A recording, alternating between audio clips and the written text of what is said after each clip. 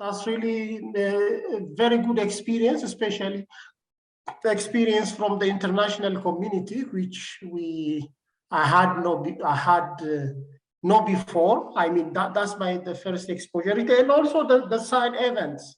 The side events that we participated, especially on the local-led adaptation, and also how technology could help in changing the climate change, because there were a lot of pavilions where we managed to go and visit. That can be an appropriate technology even for back to home. And the networking we had with different delegates there, that's really a very impressive experience. We have particularly I've got opportunity to learn from other churches in other part of the world. When we vote or go for same goal or same objective, we can bring change. That is what I've learned from this. I managed to meet with the negotiators when they're from Ethiopia. We had we had also a good relation here. So we told them that our concern, especially what I shared with them, is that the advocacy part.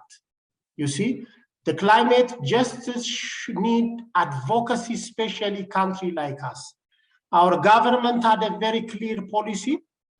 They have a strategy. They call it climate resilient green economy strategy. But when it comes to the practical application, especially on manufacturing investment from Chinese, they are not environmentally friendly. You see, the government only needs the foreign investment coming to the country. I know that is very important as a developing countries, but they should also look into the environmental friendliness of that investment. So, we participated in stands organized by ACT Ethiopian Forum and others, of course, that we were marching against in support of climate justice and climate change and the women justice as well. That indirectly influences the negotiators themselves. Participating in this meeting helped me to understand focusing on advocacy, particularly at national and local level. You see, in Ethiopia, the issue of advocacy was banned for a long period of time, and following the reform in the country, now the government has allowed us to participate in advocacy. But the problem is the technique, how we are going to advocate for what we need. So in this meeting, I got the chance to learn how we can advocate at all levels, particularly at regional and local, national level, because whenever we're able to advocate for what we need at the national level, the government who will be negotiators in the upcoming or the next year COP27 will get the opportunity what the people, the civil society are thinking of. So it gives them the chance to know what the heartbeat of the community, what the committee are really demanding. And so the second thing I learned from this COP26 is bringing to the different platforms and social media platforms what we are doing here, so that the other world can get lesson from what we are doing. So sharing our experience. The community who really experience the challenge are the one who really gets the solution, who come up with the best solution for that challenge. Organization, you see, local-led adaptation is sustainable. Why sustainable? It is socially just. So why socially just? Because it comes from the local communities. It's not someone foreigner or somebody external come in and instruct them. So it's socially just, is sustainable. Two, it's economically visible. because they are doing it with their own capacity, with their own economic capacity, you see. You don't have to inject something inside, but you encourage them. So it is economically very visible. The third one is it's environmentally sound. You see, for the non-locals, you might give them some materials, some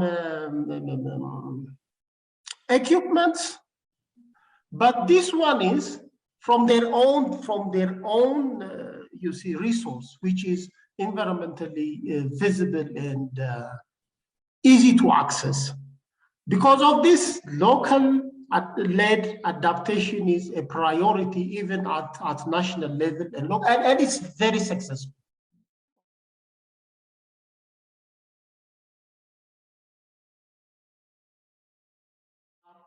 Fetching water, collecting fuel wood, this is 100% the responsibility of women and girls.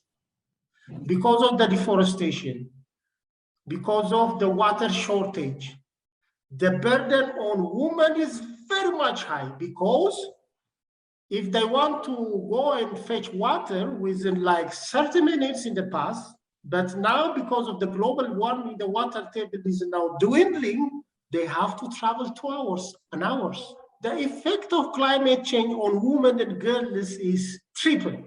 I can tell you, this is practical. If you go and see in the rural settings, in the rural communities, they are very much affected. Climate change has direct impact on productivity of agriculture, because the rain pattern changes, the temperature rise, and the moisture of the soil also decreases from time to time. That extremely decreases the productivity of the sector, which is agriculture. Women are the one who are responsible to feed their family, but whenever the productivity of agriculture decrease, their livelihood options also decrease with that. So they are highly affected. Beyond that, women are the less educated one in Ethiopia. They are rarely participate in formal sector employment rate. So whenever the impact comes, they are the one who cares, who shoulders the burden. And that's why we are saying that climate change disproportionately affects women than men.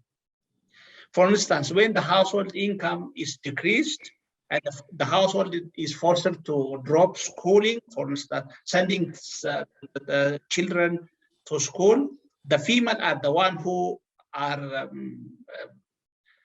scaled down or prevented from going to school at the beginning, because education is mainly meant for male in Ethiopia. These two things are inseparable. Climate change and gender justice are really inseparable.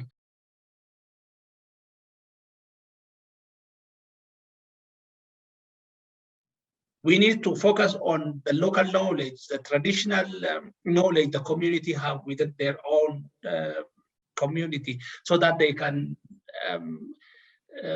exercise the knowledge and the practice that brings lasting impact on at the local and cumulatively at the national and the beyond.